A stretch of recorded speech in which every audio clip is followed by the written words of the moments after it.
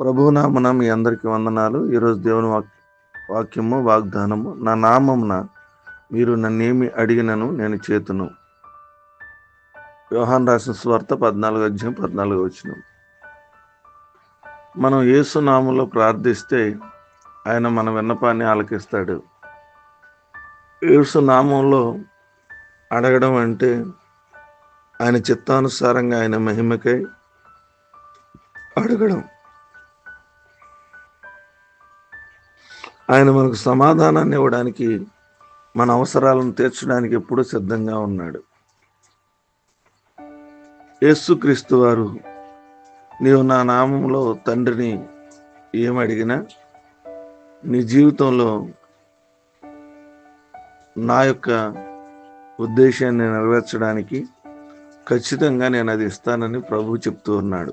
ప్రియమైన దేవుని బిడ్డలారా, ఈరోజు మన జీవితంలో అడిగి అలసిపోయే ఉన్నామేమో, కానీ దేవుని యొక్క వాక్యం సెలవిస్తుంది, నా నామమున మీరు ఏం అడిగినా కూడా దేవుడు మనకు అనుగ్రహిస్తానంటున్నాడు.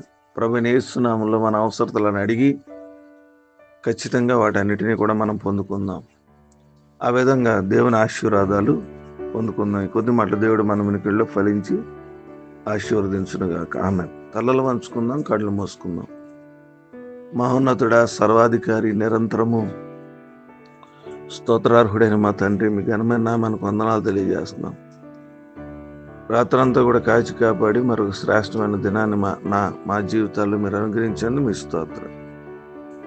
అయినా ఈ నెలలో మరొక దినమును 2వ తారీఖుని ఇచ్చినందుకు కూడా మీకు వందనాలు. వేకునే లేచి మిమ్మల్ని ఆరాధించాం. మీ వాక్యం ద్వారా నా నామమున ఏమడిగినా కూడా మీరు ఇస్తానన్నారు. మీ నామమున ప్రభువా అనేకమైన అవసరతలు మేము కలిగి ఉన్నాం. వాటన్నింటినీ కూడా మేము అడుగుతున్నాం. అడిగిన ప్రతిదీ మా జీవితాల్లో మీరు అనుగ్రహించమని, ఇవ్వమని ప్రార్థన విజ్ఞాపన చేస్తున్నాం. మా కుటుంబాలను మీ చేతులకు అప్పగిస్తూ ఉన్నాం. నాయనా, మా జీవితాలను మీ చేతులకు అప్పగిస్తున్నాం. మా అవసరతలను మీ చేతులకు అప్పగిస్తున్నాం. మా అక్కరతలను మీ చేతులకు అప్పగిస్తున్నాం. ప్రతి అవసరత, ప్రతి అక్కరత యేసు నామములో తీర్చమని ప్రార్థన విజ్ఞాపన చేస్తున్నాం.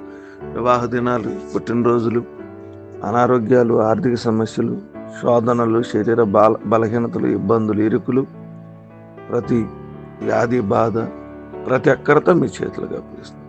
ఆయన ఏదైనా ప్రయాణములు, పనులు, ప్రార్థనలు అన్నింటినీ కూడా మీరే తోడుకోండి. నామమున మహింపరుచుకుని ఏదైనా దీవులతో నింపమని ఈ ప్రార్థన యేసు నామమున అడుగుచున్నాము తండ్రి. ఆమేన్.